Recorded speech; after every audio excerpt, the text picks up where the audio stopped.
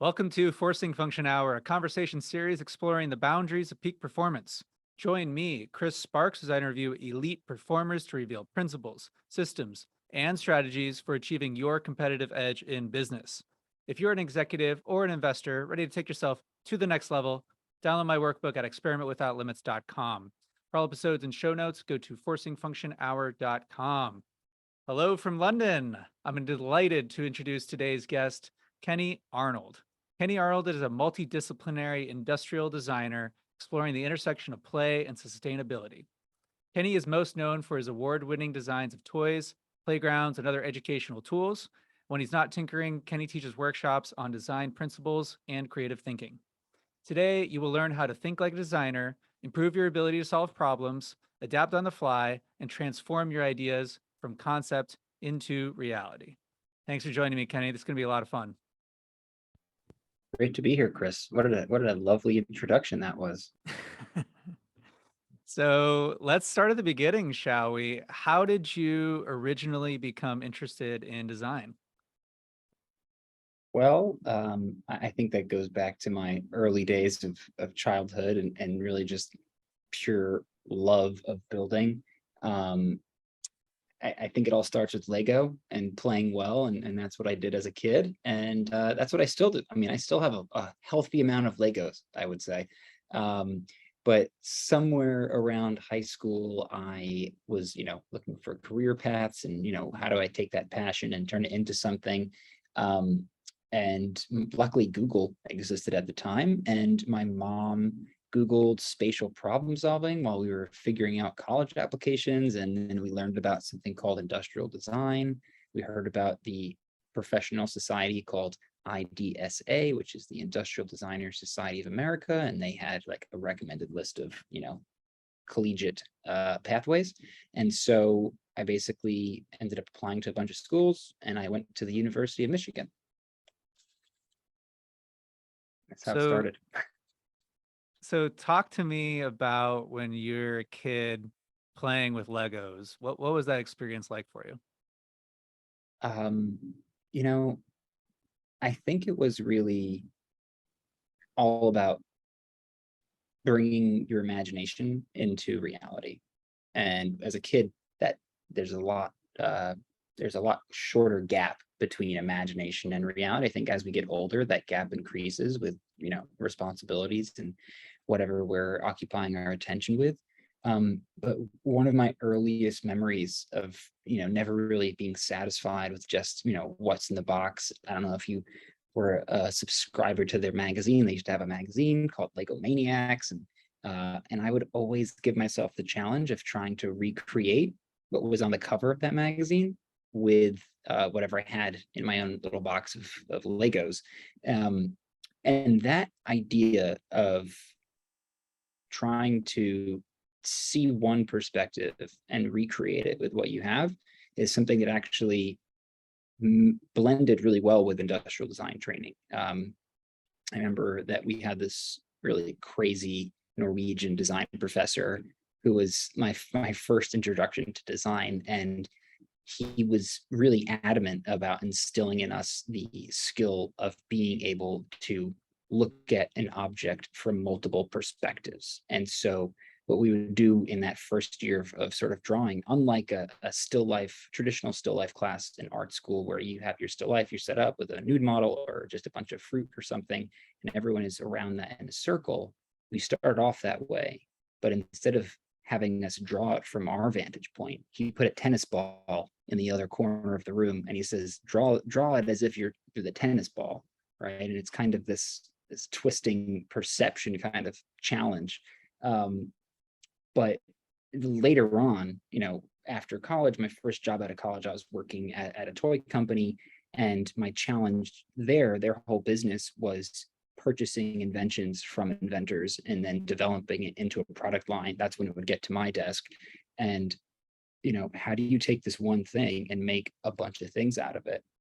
It's so easy to run out of ideas. And so the challenge that I started in that Lego magazine, which continued in, college, became evident again when I would have to really reconfigure what I had in a new position. And so I was really iterating on just changing the building blocks around. What do you see when you shift things around? And I think that's been a common thread of industrial design and probably any kind of design framework, I imagine. I think that's a really important skill to have, to be able to take the opposite perspective. In this case, not just a human perspective, but the perspective of an inanimate object in the room, and describing this not being satisfied with what's in the box, that there's never the right pieces. Can you recreate with what you have? It reminds me a little bit, there was a Wait by Why post on Elon Musk talking about the difference between a cook and a chef. And a cook is someone who can just follow the instructions, right? So you have the Lego instructions, you step by step. All right, you start to build up, you start to match the picture. But a chef is someone who can just open up the refrigerator and say, okay, what are we going to do with all these condiments and whatever hasn't spoiled? And I think that's a really interesting inflection point in creativity, is to see something that isn't there, or to operate with, well, this is what we have. What can we do with this? Uh, how would you describe your first real design project? What were you working on? What did you learn from it? um, I have a bit of an Achilles heel, which is I tend to overcomplicate things. And the first real design project, I think, was we were tasked to design a pair of salt and pepper shakers. And it sounds pretty simple. Salt and pepper. You have your granulars, you have a grinder, there's so many sort of physical ways you can prepare and serve and distribute salt and pepper. And so my same professor, Norwegian guy, Jan, Jan is explaining how to design these salt and pepper shakers. Is you can look at it from like a material perspective, you can look at it from like an emotional perspective, you can really look at it as anything can be a starting point in this creative process. And he was like, okay, go get a coffee break, I'm going to go have a cigarette. And I went up to him on a cigarette break and I was like, Jan, I understand the words you're saying, but I don't know what it means, right? And then he kind of looked at me kind of funny in his sort of way. He would tease me about it. But, after we go back in from the break, he goes down to like the bare bones of what it means to design. And it's like, okay, he draws 3 different sized cubes, 3 different sized volumes on the whiteboard. And he's like, design is all about making decisions. You're systematically making decisions. You're negotiating space, and how a person interacts with those volumes is the experience part of it, right? And it's like, you can design something to make it look heavy. You can design something to make it look light. You can design something to make it look inviting, or you can design something to make it repulsive, right? And each of one of those sort of feelings that somebody gets is a result of deliberate intentions. But there's also the flip side of that, which is there are unintended consequences of design as well. And actually, that's one of my favorite things about design. It's like, it's the accidental type of qualities there, where it's, oh, you didn't mean a product to be used in that way. And it's just this sort of endless rabbit hole of design decisions and the impact it has on the user experience. And I think what really anchors all of that is, who are you designing for, and what is the task or the goal that you need to accomplish. It reminds me of a conversation we had with Abby Fuller, who's a documentary filmmaker director, talking about the intentional choices that you make when filmmaking, which all starts with, what effect do you want to have on the viewer? And in this case, thinking about the person who's going to be handling the device, or in this case, putting some pepper on their eggs, and how do you want that experience to be? That understanding all of these choices that you have available, all of these affordances, I think is a design term that I really like, really grounds a lot of those future design choices. Like you said, if you want it to feel heavy versus light, or if you want someone to be drawn towards it be versus a little bit repulsed, it really comes back to this sense of understanding of the person and the job to be done, the problem to be solved. How do you build empathy with the person who's going to be using your designs? This seems like a really key principle of design. Is there something that works really well for you for imagining the person and how they're going to be using it? There's a whole range of strategies you can use. I think one of the more sort of influential classes that I ever took and first experiences I had, and it was the subject is called universal design, and it's about how are you as the designer making choices so that your the end result is as inclusive as possible.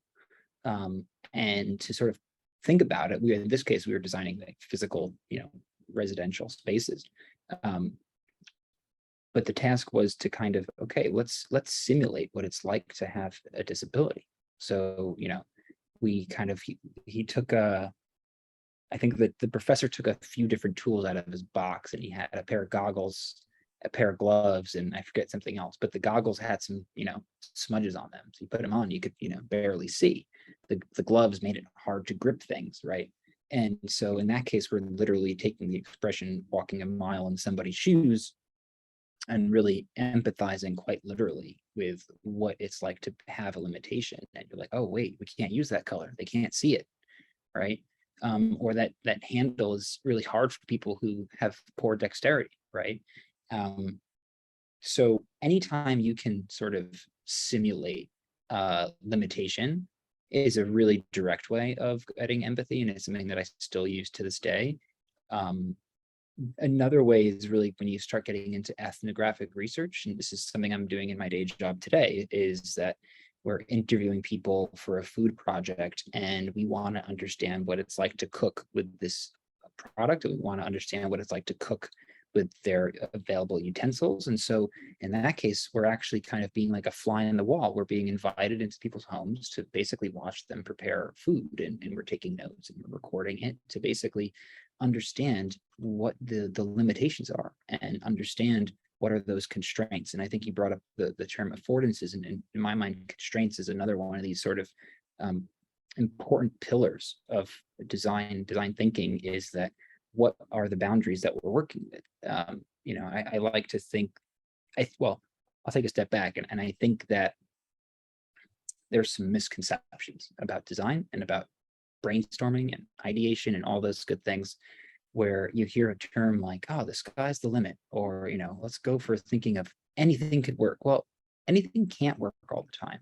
It's just not reality, right? And ultimately, I find the best designs, whether that's a product or a service or a company, they're paying attention to the real world constraints, right? And that's when it gets into, again, getting back to your point on empathy, is like, what are the limitations?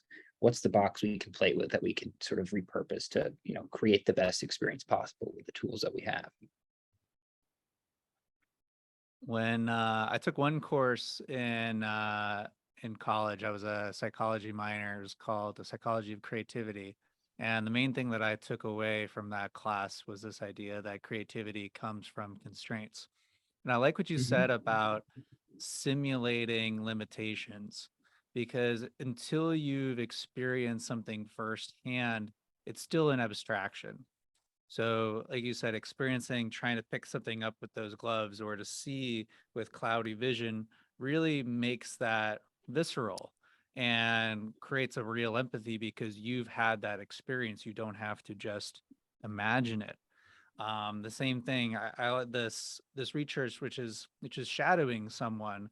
I find a lot with surveys because it's a self assessment.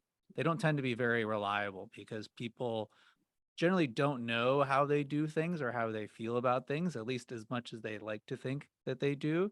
And there's always this sense of trying to guess the teacher's password, of telling you what they think you want to hear versus observing how someone actually uses a device, a product in the real world. There's a lots of things that you observe that you would never be able to get out of them by asking them. So the importance of going to the source, experiencing it, seeing it with your own eyes. Um, do you find that you experience the world differently than others? Are you, I just, I laugh because I know the way I experience the world, I feel is very normal, but I'm walking around, it's like, oh man, that could be way more streamlined. They could definitely have a better process for that. Oh, like I think that could be systematized for sure. Like, do you, it's obviously hard to say because we see the way that we do, but have you gotten feedback that the way that you see the world is different? Yeah, definitely. You're in London right now, and you may see on the horizon, on the skyline, you might see cranes. And in London, they have these kind of sort of T-shaped cranes on new constructions. You'll see them a lot. I used to live in London. I remember them sticking out in my memory, and I look at those things in my mind. I think they're like brontosauruses, those big giant dinosaurs. I see. I mean, I know they call it pareidolia. I think it's like that sort of phenomenon where you see faces and shapes and things. After working as a toy designer, that sort of impact became much more magnified. I found I was seeing faces, faucets and outlets and things, pretty common sort of things. I'm not the only one that does this, but it gets to my point is that this is, I think I'm quoting from a neuroscientist, Bo Lotto, and he says your perception shapes your reality, and so everyone has a different perception, and I think the neuroscience backs that up because all of your experiences are the lenses in which you sort of perceive the world. But I deliberately do and make, I guess I'm very intentional about how I try to see the world. And I think one of my favorite sort of mindsets is I love what I call it like tourist goggles. And it's this idea of being in a place for the first time, and that it's such a privilege to be able to look at something with a fresh pair of eyes. And going to a new place, it happens automatically. But I've been thinking about this for a little while, and I try to kind of, whenever I need to do some like ethnographic research or some street observations or whatever the sort of the task is, I will try to deliberately put myself in the mindset, take a minute to think, okay, let's put the tourist goggles on. Let's think about what if I was seeing this for the first time? Maybe you'll notice something else, right? Um, and I think that helps. It helps to sort of deliberately kind of set an intention in your mind of how you want to filter the information that your eyes are seeing. I mean, there's other sort of idea, right, where it's like it's not what you look at that matters; it's what you see. I think it's like Emerson who said that. But it's true, right? Your brain is constantly filtering out what you're not going to see. It's focusing you on things that your body, your mind has already kind of been primed to take a look at, which is, I don't know, I'm like an amateur neuroscience nerd, so I love talking about perception and how that matters in what we're doing. I probably went a bit off topic there. Never. I think this differentiation of what is relevant, between signal and noise is the great challenge of our day because we're inundated. And Hmm. the phrase that I like is knowing is the enemy of learning. That as soon as you embody this perspective of, oh, okay, I already understand this, you've completely closed yourself off to further learning. So how can we systematically put the tourist goggles on and approach things like a complete beginner, give ourselves full permission to experiment, to ask really stupid questions, because that's the only way to excavate all of these validated assumptions that we have about the world.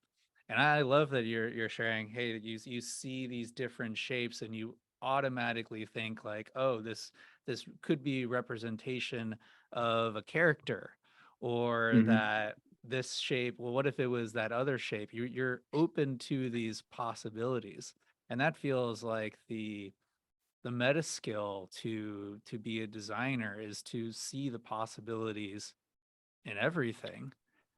Yeah, and I think that that's definitely something, a skill that all designers try to practice. And I know that as I've gotten older, I mean, now I'm 33, I've been working in this field for about 15 years, and I am noticing that my eye is more discerning now. I'm able to sort of, because I think as a virtue of looking at so many things, you're able to kind of reference more things, which allows you to be more discerning about what you're looking at. And I know I've kind of shifted towards the physical world with products and sort of physical spaces.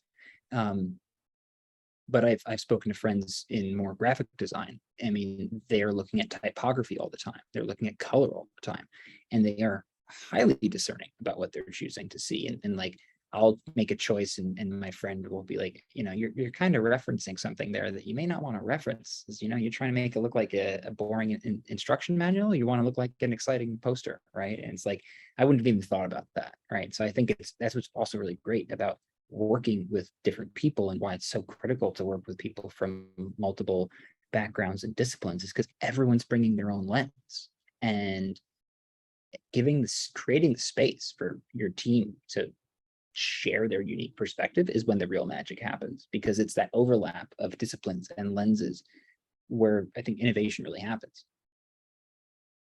What does it feel like to have a more discerning eye? How has that experience changed your experience of design? It's hard to answer that one, I think, without sounding a little snobbish, but um, some things just kind of hurt to look at. And it's like, why would they make that drawing so badly? Or why would, there's one sort of street sign, you'll see it in New York City. I imagine you might see it in other parts of the country too, where it's a sign of like a kind of a stick figure man and a stick figure child. But whoever was drawing that did not realize that children have elbows and a shoulder, because like it's like such a weirdly like disjointed hand holding stick thing that it just is like, why would they ever have made thousands of these things? Like that point, that ship has sailed, and it's printed with, on steel, so they're not going to change it. But like, as one example of like just bad signage. But I think also people are willing to accept that things can be improved. I don't know if you've noticed, there's kind of been a shift over the last few years of different kinds of signage for bathrooms. A, to make it more inclusive, and B, to kind of just be more realistic. Like, people got to go. And so you'll see like people kind of holding themselves, or it's like, or even, questioning what it means to be inclusive, and making sure that it's a non-gender bathroom, right? And it starts off silly, but it becomes something quite serious, as if your identity is such a combination of things, and yet the graphic design, the signage, the information of the world around us has not necessarily been brought up to speed of where we are. That's kind of So some examples on that. So what I'm hearing is that the experience of having better taste or discernment is a heightening on both sides. It was interesting you described bad design as painful, as something that you viscerally feel, but it also feels that you take a greater enjoyment in encountering and participating in great design. I mean, I imagine it's somewhat like a food critic where they go to a bad restaurant and it's like, oh, but when they experience something that's, really well done, all the ingredients somehow come together beautifully, their experience is that much more magnified because they have so much more of an appreciation of what into it and the mastery behind it. Maybe this is a good time to talk about design thinking. There's lots of talk about design thinking these days, at least from my perception, right? You have Stanford D School, you have the famous companies like IDEO, you have like, design superstars like Joni Ive. Like, what is design thinking to you? Where did this movement get started? What's design thinking for me? I'm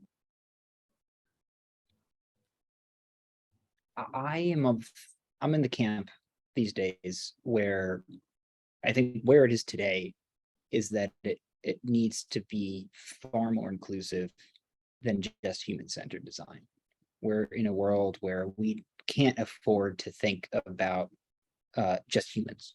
right? We are dependent on ecosystems. We're dependent on different species. And so I think at like the highest level of design, you're being inclusive of other species on this planet, right? And it's so it sort of that in my mind is aligned with the triple bottom line: people, planet, profit, right? I'm not saying, money is bad, and by all means, like, we need it. It's a resource. It's the circulatory system of the planet, but we can't make decisions in a vacuum, right?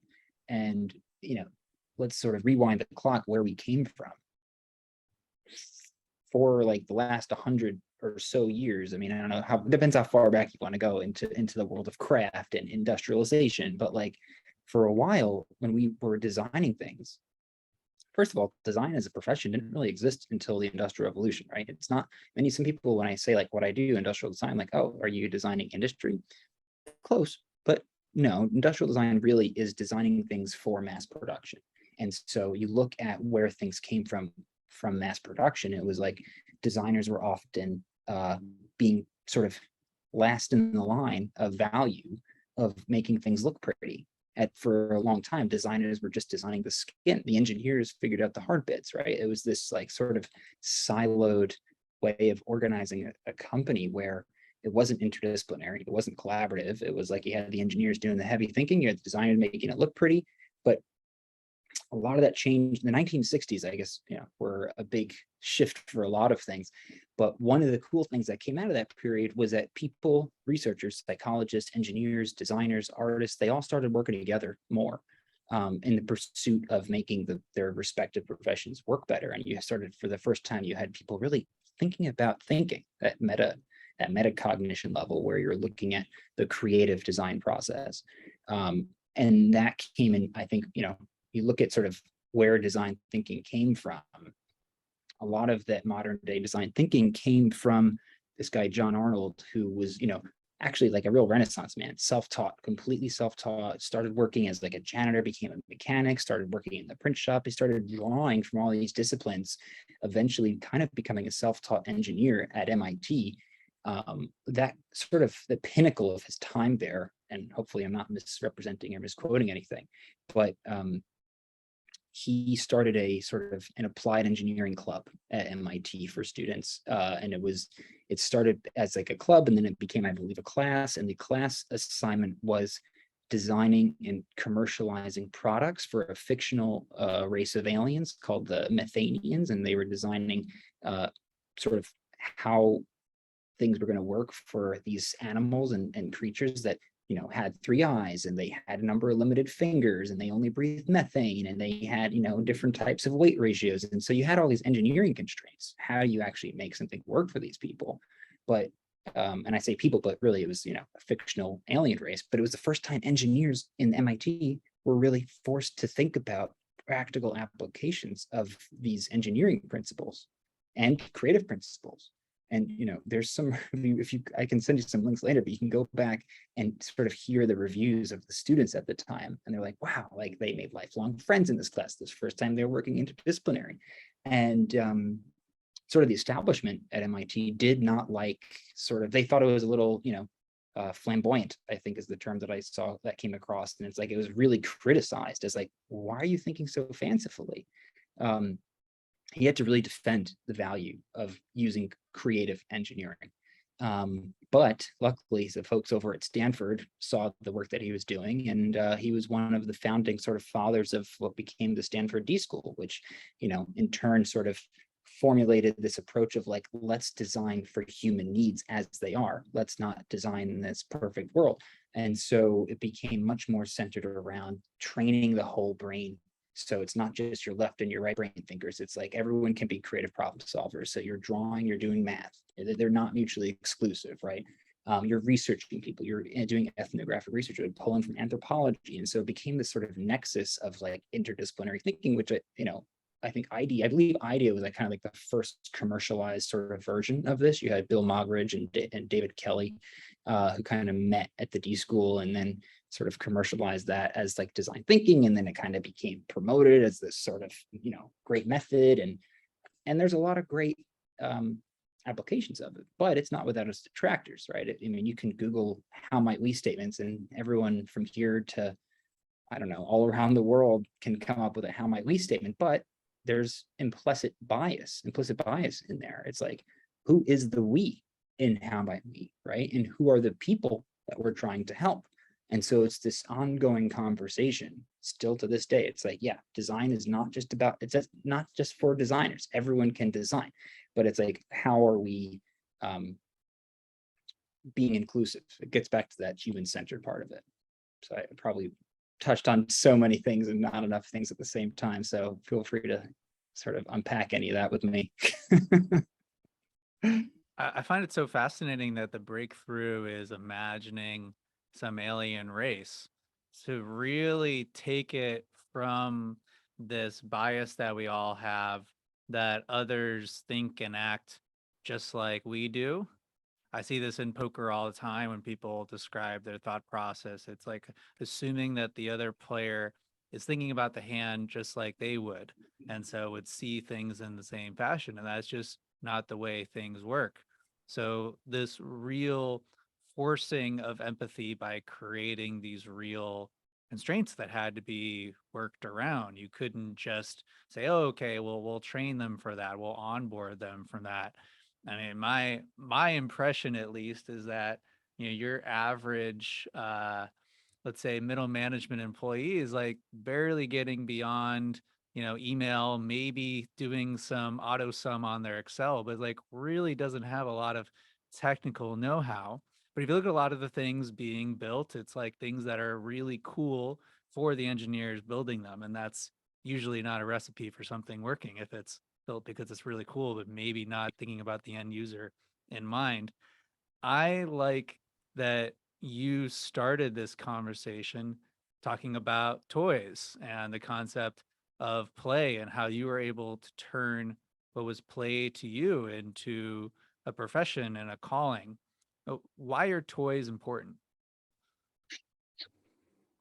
Toys are incredibly important. There's a phrase that I like to think about. I worked on this project once where um, it was designing new ways of engaging people in the recycling of glass and plastic, right? It was an idea to make it engaging to do that. And the reality is, you may have experienced this yourself. People generally don't like to be told what to do. And if you're telling someone what to do, there's a good chance they're just going to ignore it, or they're going to forget it, or any number of other reasons why they'll disregard it. But when you make something fun, people will actually just voluntarily try something. It's a different set of like incentives there. And so when play is important because it activates that inner desire, I think, right? And it's toys. You don't just need toys to be playful, right? I think playfulness can be injected into anything. Toys are just this very sort of understandable form that we're very familiar with. But all species play.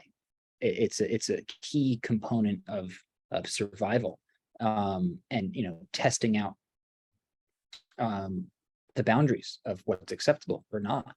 And there was this study that was done, pretty sad, but there was a psychology researcher who interviewed inmates in the US on death row, people who were sentenced to execution.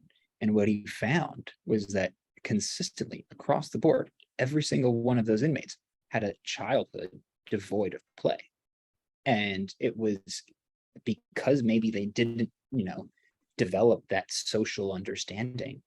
They became sort of, maladjusted to society, or whatever you want to say. That's, kind of off topic, but the idea is that there's a tremendous value to play and learning, because when you're learning, you're growing, right? And you're not, that idea of learning versus no, you kind of just touched on that, but the idea that play can sort of catapult you beyond the confines of where you are to explore new possibilities. It's like we need more new possibilities more than ever before. Like, in case you didn't notice, there's quite a few challenges going on in the world today. Like, we need to engage them fully and playfully to be able to kind of exist in that space, play with the possibilities.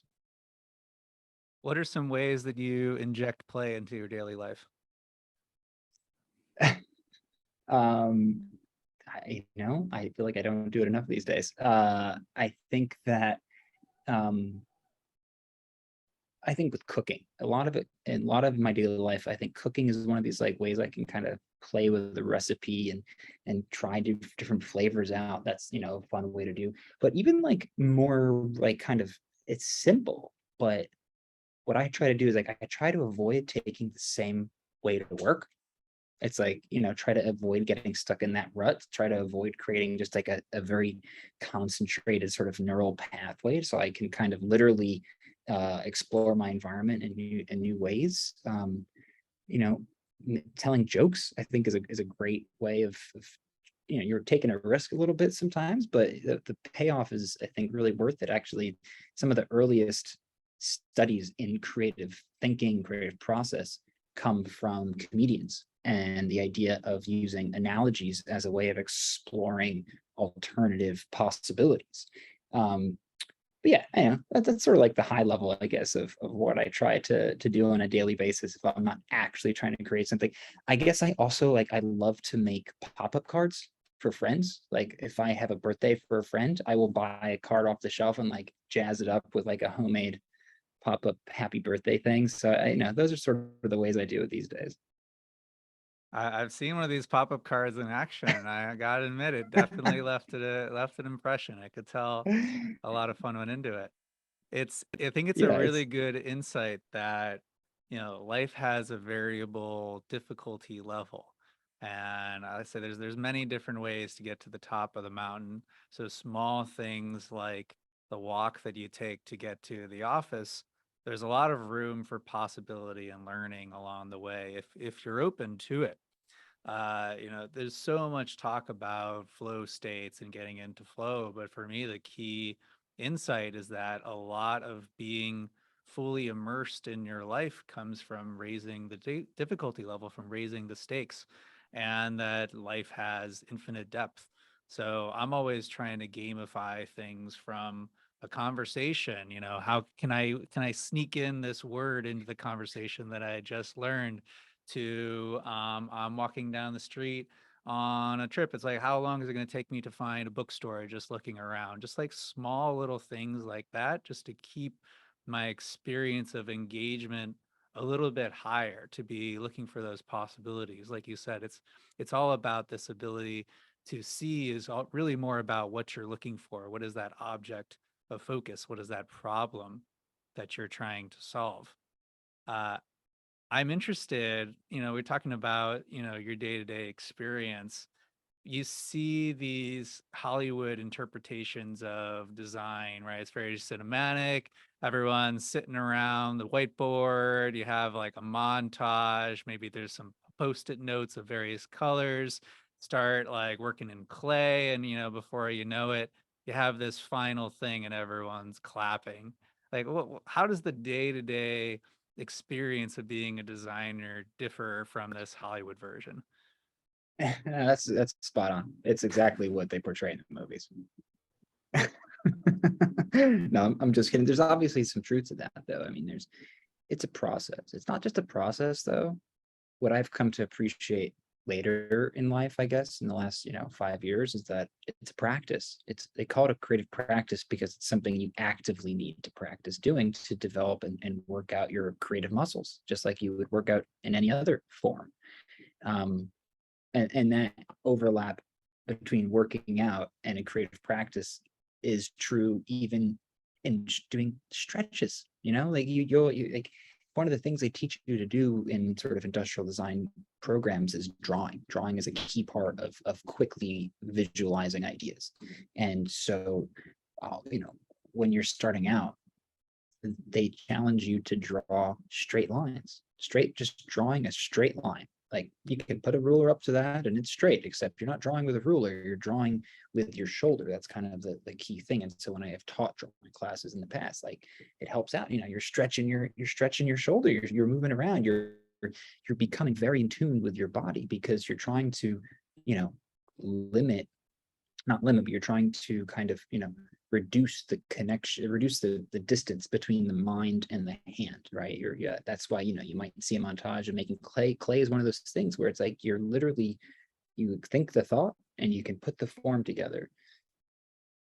But in the day-to-day, sometimes there's different sort of phases of a project, right? There's this concept of the double diamond, which is kind of, you look up design thinking diagram, double diamond, and what that's all about is diverging and converging, right? And it's in the beginning of the project, you're starting off and you're thinking, okay, what's this problem all about? Let's explore the possibilities. Let's figure out where the boundaries are. You're trying to go divergent as possible. And then when you, depending on the timeline of the project or who sets your deadlines, at some point you're going to say, okay, we've gone broad. Let's hone in. Let's focus. Let's pick out one of those nuggets, a few of those nuggets that we just explored, and go deep. Let's figure out who are we talking to. Let's start, doing investigations. Let's try drawing connections between the data points we've just generated by diverging, right? And then, you're kind of hit the middle of this project where you have an idea of who you're trying to solve. You have an idea of some prototypes, and then you go broad again. You're like, okay, let's go, test as many of these ideas as possible. Let's, explore, let's experiment. We're going broad again. And then, sort of the last quarter of the project, you're taking some of those prototypes, those experiments, you're collecting your best input, and you're kind of refining that down to something that can be presented. And what I described just now is a pretty abstract process. It's not linear at all. It's about maintaining those principles of diverging and converging. It's a dance with this tension. And so you can be exploring the problem space, but then you're like, oh, wait, I have an idea. Let's actually make something real quick to show somebody, to get their feedback, to then validate it or invalidate it. So then we're going back and asking. And so it's really iterative. It's not this like you start and you're finished. And I think that's where it maybe rubs up against more, let's say, rigid approaches to running a business, where it's like, okay, well, we have bills and deadlines and deliverables. So it's like, how are you structuring this project so it fits within those constraints and that existing structure? So I think part of that means you're, that montage that you're describing is kind of like taking snippets of that process and probably like making a quick, rapid thing. But, there's going to be days where things just go off the rails. Like, and that for me actually was a big like light bulb moment. It was like one of those days I was working on a project. I was making like a shelter for, I think, homeless people, and everything went wrong. It was a Murphy's law, right? It's like anything that can go wrong will go wrong. It was one of those days, things were on fire. I was cut my hand. I mean, like, it was just awful. And then in that sort of crushing chaos, I was like, I am having the time of my life. Like, it's a blast. Like, yeah, it didn't go wrong. Good. You get to practice, it went burned down. Great. Make a new one. It's like, so it's not just about making something. It's about how are you responding to adversity, and how are you adapting. Adaptability and flexibility is a key component, I think, of anyone who wants to embrace design thinking. It's like, you can't embrace design thinking without sort of being comfortable exposing yourself to that kind of risk. And that's also where it runs into challenges with, I think, more conventional timelines and schedules. It's like, if you're risk averse, this can seem like a really risky sort of process, but like, that's the whole idea with prototyping. Fail fast, fail often, iterate it. So it's like, let's test the biggest thing with the smallest amount of risk, right? It's like, let's work in cardboard before we start investing in steel, right? And so I think it's about taking an iterative approach and seeing how you can kind of always be reducing risk in the spirit of pursuing your goal and, delivering against a deadline. Oh, so good. There's a few things that I want to double click on there just to make sure they get the attention that they deserve. First, I just want to acknowledge some of the language that you use to talk about what you do, in particular this phrase that it's a dance. And a dance is, you take what's given. It's you're moving with it. It's obviously fun, exploratory, and that the way that you think about this process certainly going to affect your experience of it, but is likely going to lead to, I would imagine, a more interesting and productive result. So I think that's always interesting to explore. How are you approaching, how are you framing what you're doing? And I like this metaphor of a dance. The description that you have of design being iterative, it almost reminds me of descriptions that I've heard from an artist. That a a painting is never done, you just stop working on it. And in the same way, a design is never perfect, it's never complete. You just run into one constraint or another. So you do the best that you can within those constraints. Um, this phrase that you had talking about drawing of reducing the distance between your mind and hand. It feels like a lot of creativity is like that, is just removing these invisible barriers that we put between ourselves and the work. That you're like, oh, I can't do that, or I can't say that. One, this is a very beginner exercise, but I'm very much a beginner. One exercise that I did that I thought was very illustrative is I always thought I just can't draw. It's just not something that I can do. Well, flip the painting upside down. Instead of like, okay, I'm trying to draw this landscape, I'm trying to recreate these lines. And then you flip it back over, like, oh, I did that. It's Mhm. little things that a small change in perspective, but giving yourself this opportunity for creative risk, for these small failures that are full of learning. And this is something that we talk about in the startup world all the time, is like, how can you validate that next assumption? What's the fastest path to feedback? You don't need to build a whole thing. What's that very next iteration, that very next step that you can build upon? Because you're not going to be able to get to start from start to finish up here. It's going to have to require this iteration, this interaction. I I want to go back to this question again, because so much of it came from the first time, thinking about this exercising the creative muscle, training, practicing design. It's obvious to me from the way you describe it, it's so interdisciplinary. What's another way that you found to practice design, to hone your craft, to build this sense of discernment? Good question. You know, it's one of the things that always is. This is going to sound a little left field right now, but one of the things that is really interesting to me as I've gone through different books and classes and courses is that the overlap between like meditation and creative practice.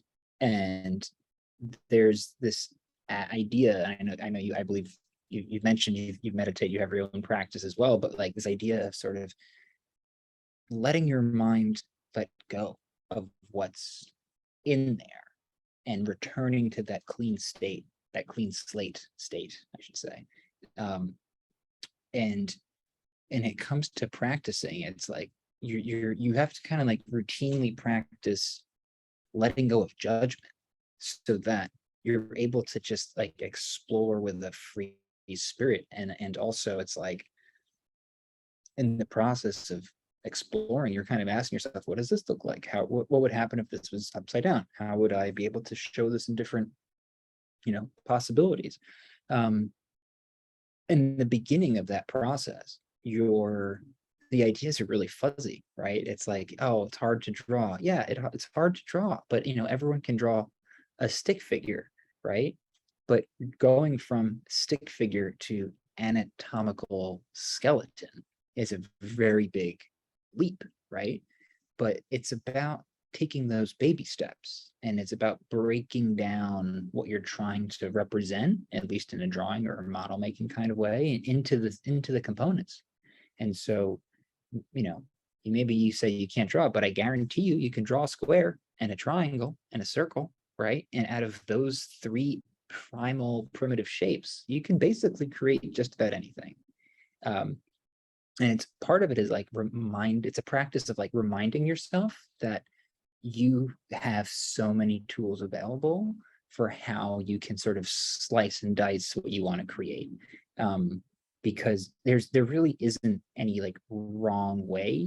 It's more about just trying a way. Like a lot of times I think about sort of when you're starting a design project, it's like, well, where do you look first? Well, there's many doors. Each time you're looking at a point of inspiration, that's a door into your project, right? And it's like there's no wrong way. It's about following that path, though. And like it takes that, maybe you call it bravery or just call it determination, but you're opening that door, you're seeing where it leads to, you're capturing it by drawing or making it, you're um, really kind of just taking it to its sort of final end result as best you can, right? But also recognizing that there is no real sort of final state. It's like, oh, this feels good enough to share. This is enough I can present where someone can respond to it, and then take that feedback and kind of incorporate it into your sort of creative process. I think I've gone off topic with a question now. Want to circle me back to what the Yeah. focus was here? I keep hearing, Bob Ross, right? It's not a smudge, that's a tree. And that each point is a door. I think there's a lot of wisdom in that. When in improv comedy, there's the question, if this is true, what else is true? So Mhm. rather than questioning, looking to build upon what's already there. I think there again, a lot of these things are rather subtle in their framing, but they create this environment of play and experimentation and collaboration. It's the conditions that allows the design to emerge. It's that it's not this linear A to B process. It's putting the right pieces in place for the possibilities that are already there to come to light. Um, I think this is a good time to start talking about teaching design, and this is something that you do. You lead workshops to youth, to organizations, to businesses. um, how would you get started with teaching someone design? Let's say you're coming into an organization. Where's the usual place that you would start? Well, when it comes to an organization, typically we start with their customers, or there's a phrase that we use a lot called jobs to be done. And another way of looking at that is anchoring the process in somebody's story, where it's like, I need to cook some dinner for my family. And okay, that's a starting point. How are they going to cook the dinner? What's on the menu? What tools are they going to use? Right? Right away, as soon as you anchor it into some real life moment, it helps to sort of define the world around it. Um, and similarly, when I'm running a workshop where it's more for, skill based or learning how to design, I tend to start with verbs, things that you do, actions that you take, um, because there's energy embedded in those words that we can use to kind of start to build momentum around ideas. And one of the things that verbs can do is that people understand them like on a intrinsic kind of kinesthetic kind of way. And so that helps because the design process is really abstract. You're literally taking something that's not even half fully formed, and it's in the process of sort of bringing it into reality. I think I don't know where I heard this first, but ideas are really malleable. They're really fragile because there's so much possibility in there. It's not defined, right? And a lot of times, and that's why the mindset you bring into this process is critical, because if you allow a participant or someone in the room to shoot something down, it just sucks the life out of an idea before it even starts, right? And so you kind of need to make a pact with everyone who's embarking on this creative journey. It's like, we're going to take the yes and approach from improv. We're going to build on each other's idea. If this is possible, what else is possible? There is a time and a place for judging your ideas, but I'm pulling a blank on who also said this, but this idea that judging your idea while creating them is akin to driving with the brake on. I can't do it. Doesn't work, you know? And so it's about instilling an awareness in people on sort of the principles of how you drive your car or how you go along this, creative process. Yeah, it reminds me when we're doing, we'll lead like review planning workshops, and it's really important we have found to separate out the generation from the deciding. So to think of generation of like, hey, here are some ideas, things that I could change, or things that are going well or not going well. And like you said before, just trying to reduce that distance between mind and pen, where we literally just have them keep the pen moving, just keep writing down ideas, keep generating, and don't even look or read or think about what you're writing. You can always come back to that later. Because as soon as you start saying, like, oh, is that really something that's going wrong? Or like, do I really want to change that? You've gotten out of this necessary headspace of possibility.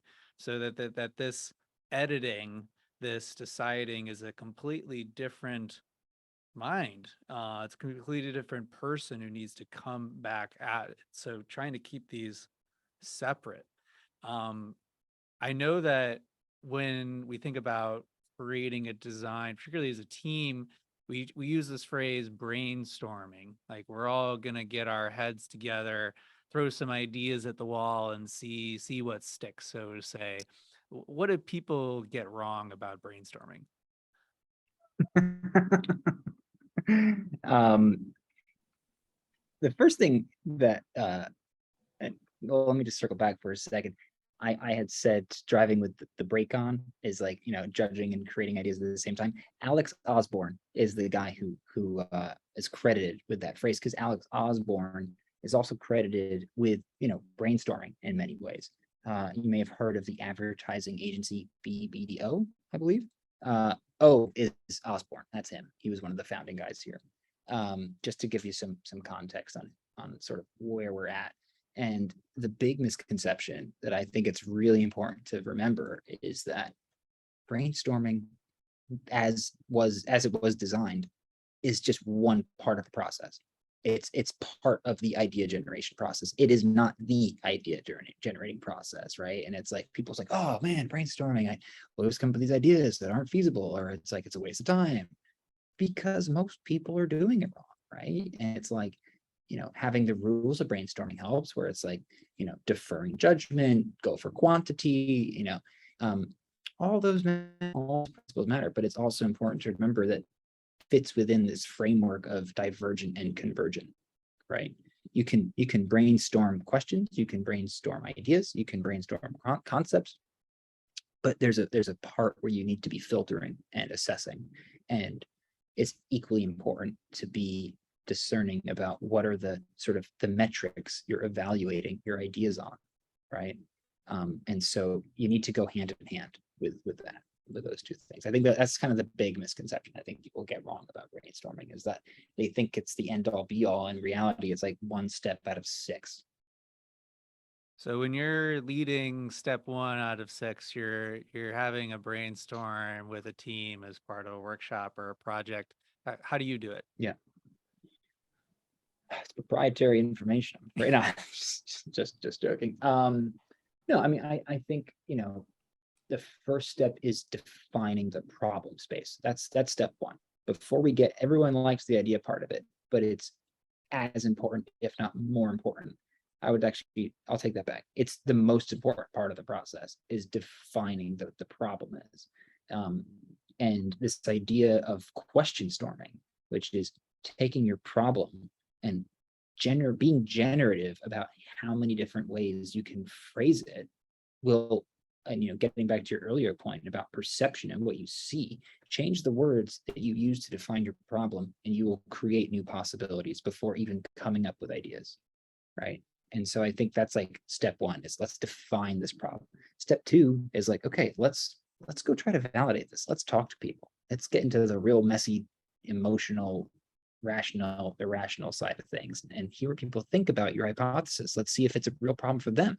The last thing you want to do is work on a problem that no one really cares about, right? And it's like, And so then you start getting into like, okay, what are the pain points? And this idea of like jobs to be done. What do people want to do? What do they need to do? Right? Is there a gap between what people need to do and what they do? Right. And then how do you sort of, as a designer, as an innovator, think about that sort of in between space, right? And then once you kind of have an idea, you have hypotheses, you've spoken to people, you have an understanding of what different types of people want, and you can start to say, okay, we know there's an opportunity for this type of people because we've talked about the problem, we've spoken to people. Now let's brainstorm. Let's think about all of the different ways that you might be able to solve it, which is why, getting back to your design thinking comment question before, where it's like the how might we statement, that's when it's really used. It's really used to its fullest when you've sort of gone through this problem space. You're able to think about framing that problem and how you can phrase it. And then you can kind of use the right sort of question statement as the springboard into thinking about ideas. And then you kind of go back into the process. Okay, you have some ideas from that. We're going to test them out. We're going to prototype. Maybe it's a digital prototype. Maybe it's a paper prototype. What's the simplest, fastest, low risk way we can test this idea in the most hands possible, right? And then you kind of feed that back into the iterative loop that the design process is. And at the end of it, you're like, okay, we have this idea. We haven't invested much money. It's panned out, people like it, let's take it forward to another iterative approach where really we invest more money into making it a great thing, and you're done. And then you're done. Yeah, this exploring the problem space, it reminds me of this, like, before I start chopping down the tree, I'm going to sharpen my axe.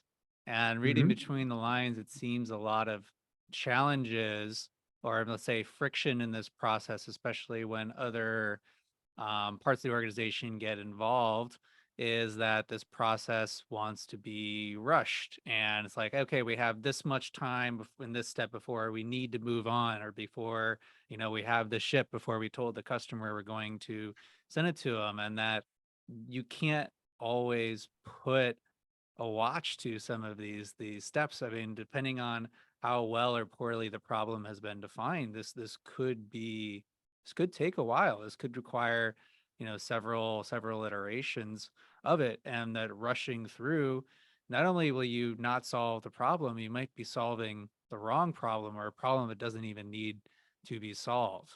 So I think that that's a really important place to start is, why are we here? And there might be 10 people in the room with 10 different answers to that question when you first sit down. Um, I'm interested in hearing a little bit about your creative process. It seems that something that is common when working on something where you're creating something new, say a design or writing or coding, is getting stuck and procrastinating. You find one of these many places of ambiguity where you're not sure what to do next. Maybe you're at a decision point and kind of get stuck and want to walk away from it.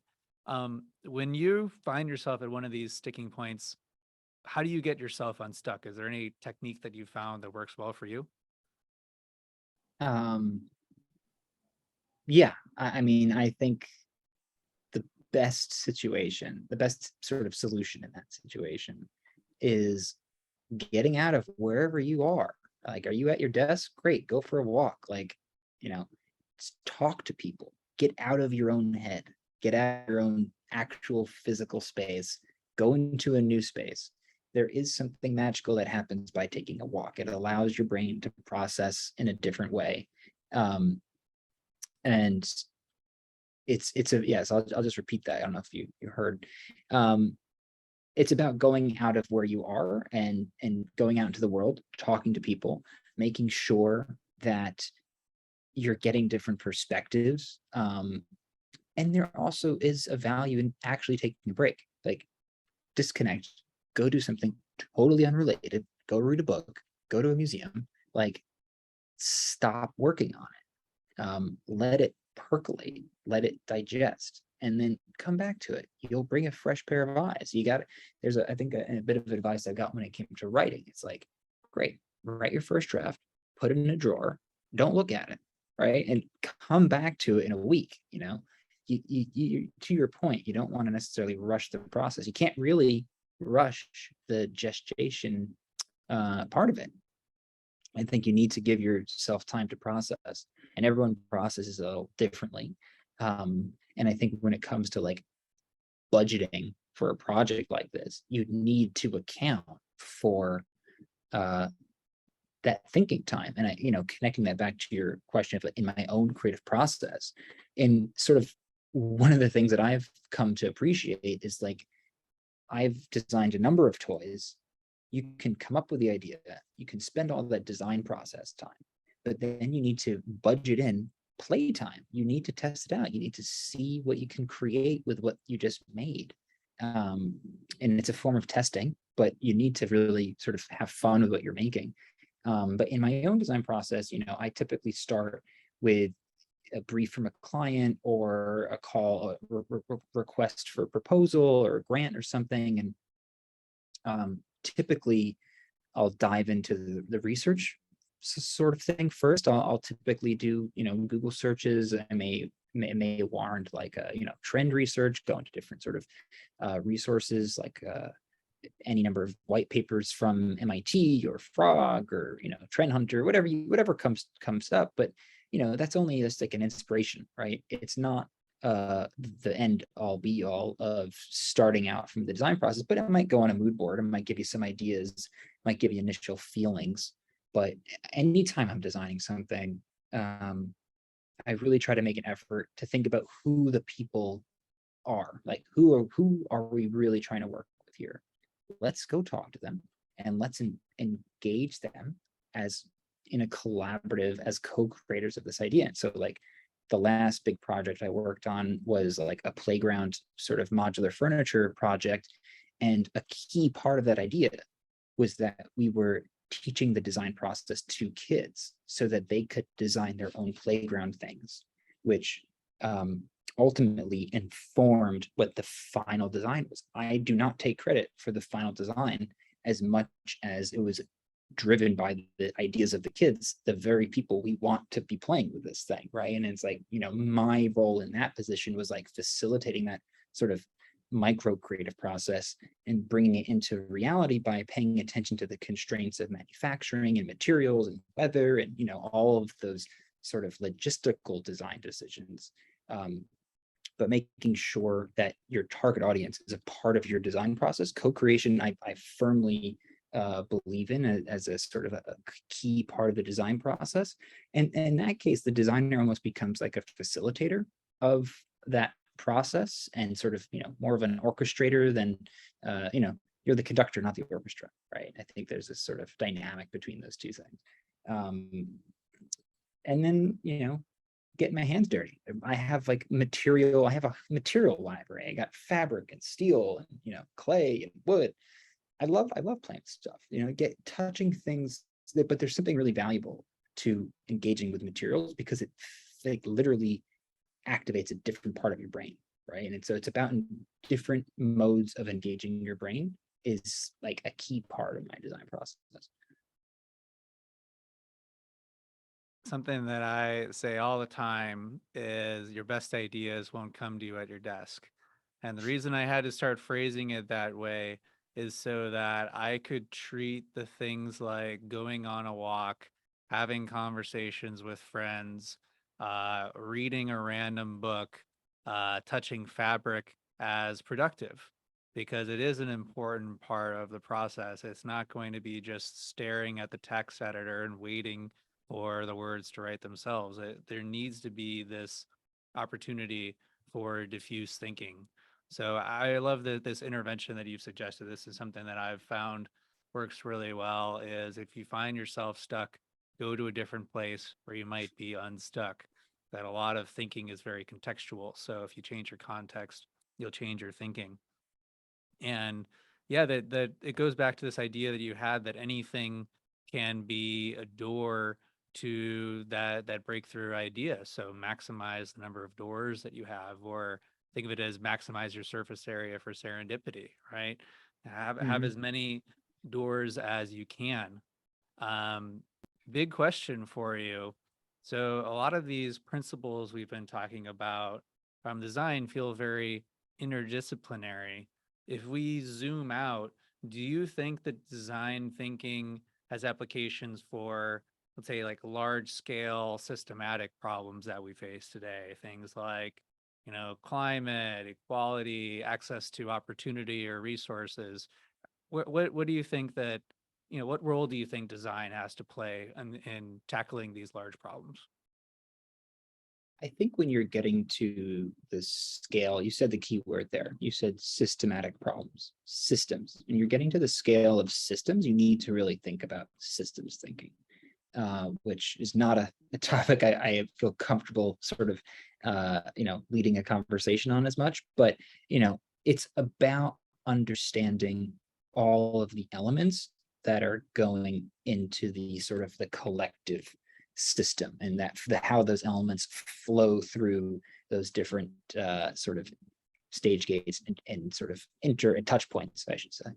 um, I think each different frameworks are appropriate at different levels, right? If you're trying to solve a really hard technical problem, I'm not here to say design thinking is the tool you should use. I think each sort of uh, a process is kind of like, to borrow an analogy, it's like, Batman is just a regular dude with a tool for every job. He's got his utility belt, right? And it's like every framework is a tool in your tool belt, right? And it's like, if you really need to understand people and you need to, build something in a iterative and flexible way, and it's a product kind of solution or a service kind of solution, I think design thinking is a great approach to make sure you are including the customer or the person at the center of the story. It's a key tool, not the only tool, right? And I think similarly, when you're dealing at a large scale issue, you need to sort of think about other approaches, like I said before, systems thinking. But part of the challenge is figuring out what scale you're working at and what kind of impact you want to have. And this is a really, it's tricky. It's just a challenging problem. And the problem that I'm referring to is, what is the scope of the problem you're trying to solve, right? And it's like, if you're working at the scale of yourself, if you're working at the scale of your family, are you working at the scale of your building? Are you working at the scale of your community, right? It starts to get, incredibly complicated very quickly the more people you're trying to work with, right?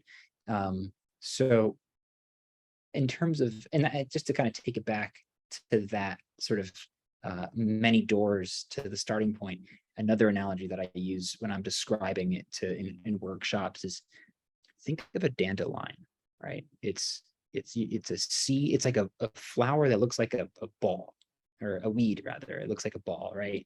And each of those little sort of fuzzy things in the dandelion that you can blow and then it disperses, each one of those is its own problem, right? And it's like, if you're going to look at, let's say, climate change, and I want to solve climate change. So I want to make sustainable food a possibility, right? Great. That's entirely too large of a problem. Do you want to focus on food waste?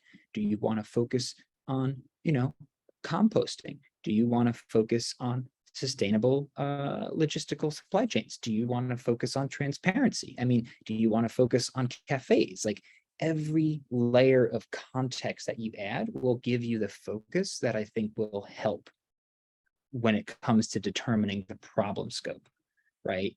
I think about adding constraints in sort of stages, right? It's like, okay, let's think about who we're trying to work with. Where are they, right? Just thinking about who and where is a big sort of lens to focus on. But I think the important thing is, you can always remember you can change the lens. So it's like, oh, you want to look at food and sustainability, then look at look at the home. Or you want to think about more of a systems approach, think about maybe the grocery store, right? It's a very different problem to solve than managing food waste at home or food waste at a cafe, right? It's a different scale involved. And so I think thinking about the scale and the context and the constraints is a key part of how we focus on which seed of a problem you want to work on. Yeah, I think a way to invert that a problem is seemingly infinitely complex and large is to think, well, that means that there are almost infinite um, avenues of attack and approaches to go after this. And something that I've found works really well for me and for several others on getting started on something, on taking something that's abstract and making it actionable, is to scope down. That I haven't found an example where someone scoped down too far, because you can always build upon something that you have. You need that Yeah. very first step. So this is just one of those universal rules, is that if you find it hard to get started, scope it down. I'll give it like a very straightforward example is I don't write down the same to-do item twice. If I Hmm. find myself doing that, I have to rewrite it or I have to scope it down. But the whole thing is I've already failed at doing this once. I don't want to fail twice the same way. It's that classic, doing the same thing over and over again, expecting different results. So obviously something about it was too big, it was too intangible, too abstract. Okay, how can I rewrite it? How can I make it more actionable? How do I scope it down? I think this is a pretty good approach to everything. And hopefully for tackling these problems, finding our own unique avenue of attack, finding a way to take action. Um, Last question for Just you add, today. oh, Yeah, go ahead, please.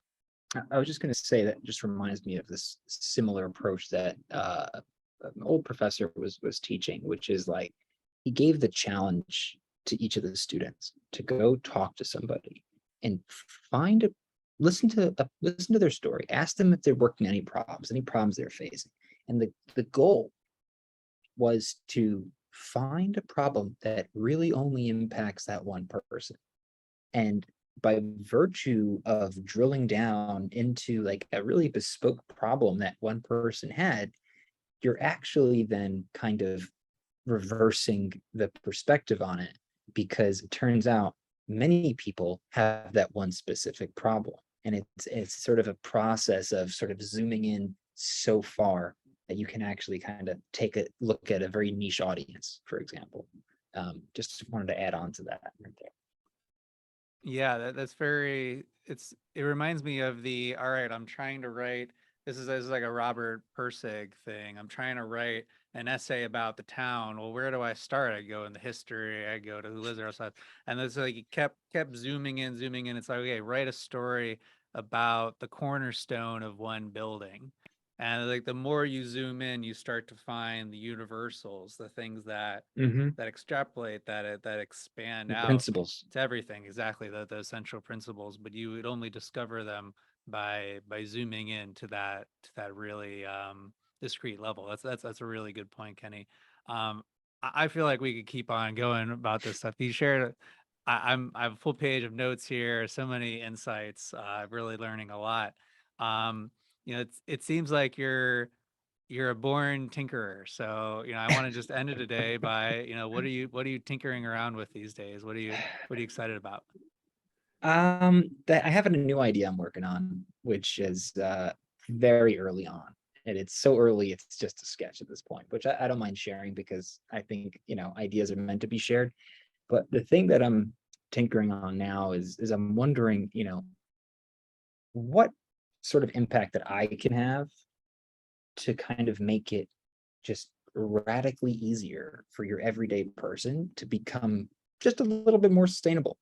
Maybe it's about using the right product. Maybe it's about connecting someone to a furniture reusing service. It's like, so what I'm doing right now is I'm tinkering with sort of adding all these layers onto like, the day in the life of, a family in an urban environment and going to school, or, any number of sort of errands that you might run, and thinking about overlaying that with, okay, what are the products, services, systems that we can kind of switch out that would have made that same user journey way more sustainable. And so then now out of that is like I'm kind of working on, I guess, a bit of a service or website where it's just looking at how to help more people live more sustainable lifestyles. So that's like the thing that's up there right now. It's not tangible yet, but that's sort of what I'm looking at next.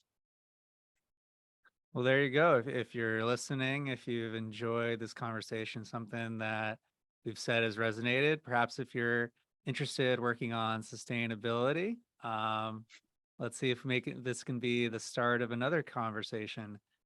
Kenny, any final words you'd want to share today? Any place you'd want to send someone who's listening if they want to learn more about what you're doing? Perhaps get in touch.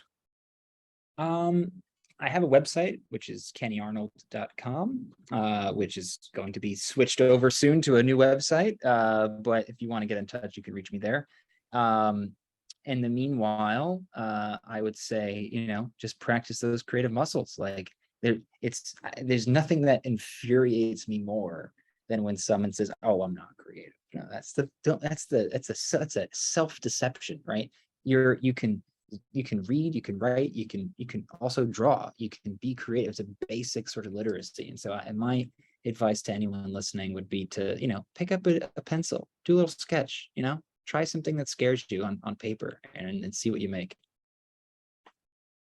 I love that. I think that would be an interesting opportunity, challenge, experiment. Is instead of saying I'm creative, imagine that you're the most creative person on the planet for a little while and see what that feels like. Yeah, See how it changes your experience.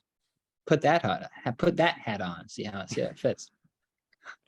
Oh man, Kenny, thank you so much for being here today. This is a total blast. My pleasure, Chris. Well, for everyone who's still listening, thanks for joining us for another insightful episode of Forcing Function Hour. If you enjoyed today's episode, it would mean so much to us if you would leave a review on your favorite podcasting platform, whether that's iTunes, Spotify, YouTube, wherever you are. I like to always share a little bit about what we're doing here at Forcing Function. We have a very special announcement in that we're about to launch the fourth cohort of our flagship course, Team Performance Training. In Team Performance Training, I teach you my system to become an elite performer. If you're interested, you can learn more at teamperformancetraining.com. Our main service is that we teach performance architecture one-on-one to a select group of 12 executives and investors in meaningful companies. If you want to get started, if you're ready to raise your game, you can download my Peak Performance Workbook for free at experimentwithoutlimits.com. Thank you all for joining us. See you all again soon.